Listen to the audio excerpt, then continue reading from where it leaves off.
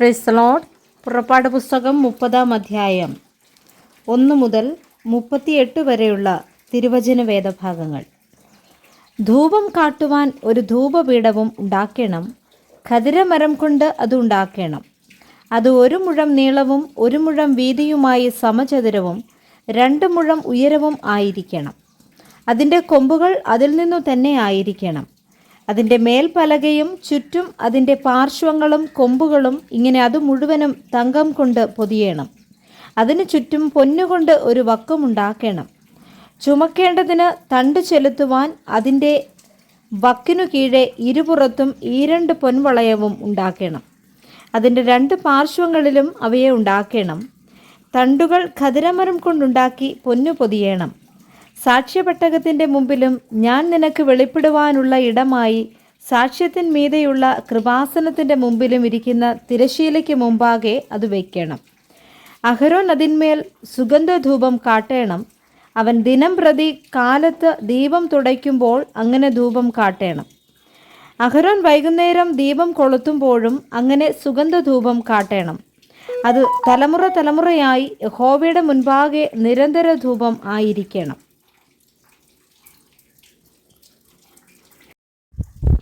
കഴുകേണ്ടതിന് ഒരു താമ്രത്തൊട്ടിയും അതിന് ഒരു താമ്രക്കാലും ഉണ്ടാക്കണം. അതിന് സമാഗമന കൂടാരത്തിനും യാഗപീഠത്തിനും മധ്യേ വെച്ച് അതിൽ വെള്ളമൊഴിക്കണം. അതിങ്കിൽ അഹരോനും അവൻ്റെ പുത്രന്മാരും കൈയും കാലും കഴുകണം.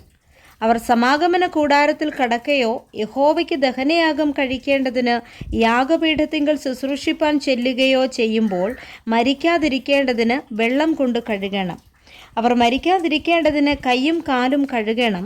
അത് അവർക്ക് തലമുറ തലമുറയായി എന്നേക്കുമുള്ള ചട്ടം ആയിരിക്കണം. യഹോവ പിന്നെയും മോശയോട് കൽപ്പിച്ചത് എന്തെന്നാൽ, മേത്തരമായ സുഗന്ധവർഗമായി വിശുദ്ധ മന്ദിരത്തിലെ തൂക്കപ്രകാരം 500 ശേക്കൽ അയഞ്ഞ മൂരും അതിൽ പാതി 250 ശേക്കൽ സുഗന്ധ ലവംഗവും 500 ശേക്കൽ വഴനത്തൊലിയും 1 ഹീൻ ഒലിവെണ്ണയും എടുത്ത് തൈലക്കാരൻ്റെ വിദ്യപ്രകാരം ചേർത്തുണ്ടാക്കിയ വിശുദ്ധമായ അഭിഷേക തൈലമാക്കണം.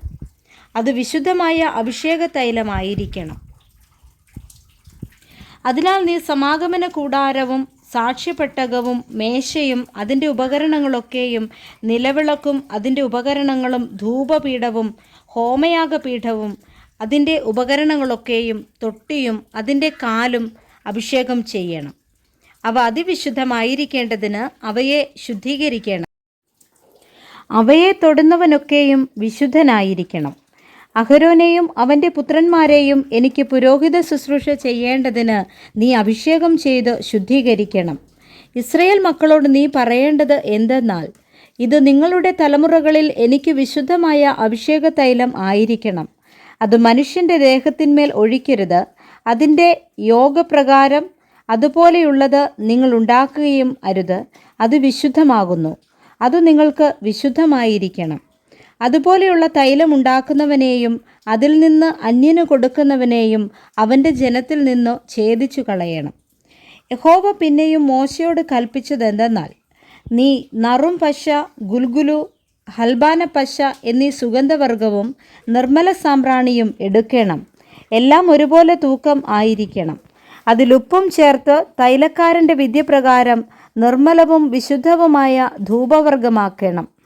നീ അതിൽ ഏതാനും ഇടിച്ചു പൊടിയാക്കി ഞാൻ നിനക്ക് വെളിപ്പെടുവാനുള്ള സമാഗമന കൂടാരത്തിലെ സാക്ഷ്യത്തിന് മുൻപാകെ വയ്ക്കണം.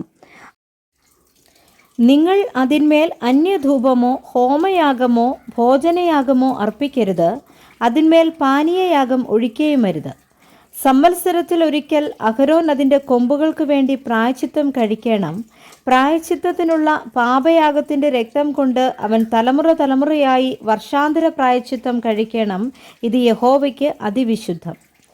യഹോവ പിന്നെയും മോശയോട് കൽപ്പിച്ചത് എന്തെന്നാൽ, ഇസ്രായേൽ മക്കളുടെ ജനസംഖ്യ എടുക്കേണ്ടതിന് അവരെ എണ്ണുമ്പോൾ അവരുടെ മധ്യേ ബാധ ഉണ്ടാകാതിരിപ്പാൻ അവരിൽ ഓരോരുത്തൻ താന്താൻ്റെ ജീവന് വേണ്ടി യഹോവയ്ക്ക് വീണ്ടെടുപ്പ് വില കൊടുക്കണം.